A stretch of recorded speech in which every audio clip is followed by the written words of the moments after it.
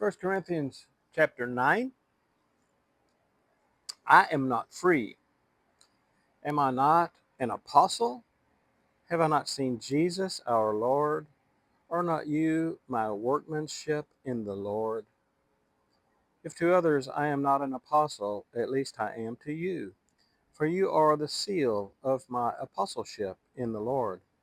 This is my defense to those who would examine me. Do we not have the right to eat and drink? Do we not have the right to take along a believing wife, as do the other apostles and the brothers of the Lord and Cephas? Or is it only Barnabas and I who have no right to refrain from working for a living? Who serves as a soldier at his own expense? Who plants a vineyard without eating any of its fruit? Or who tends a flock without getting some of the milk? Do I say these things on human authority? Does not the law say the same? For it is written in the law of Moses, you shall not muzzle an ox when it treads out the grain. Is it for oxen that God is concerned? Does he not certainly speak for our sake?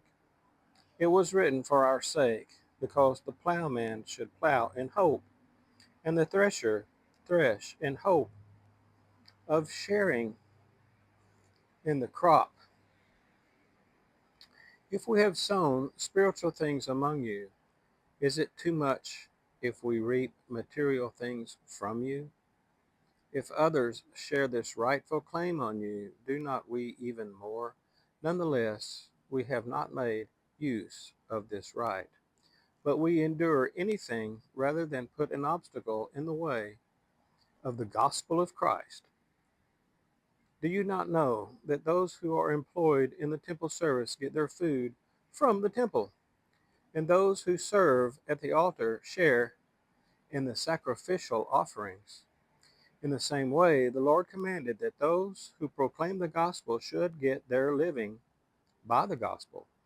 But I have made no use of any of these rights, nor am I writing these things to secure any such provision. For I would rather die than have anyone deprive me of my ground for boasting.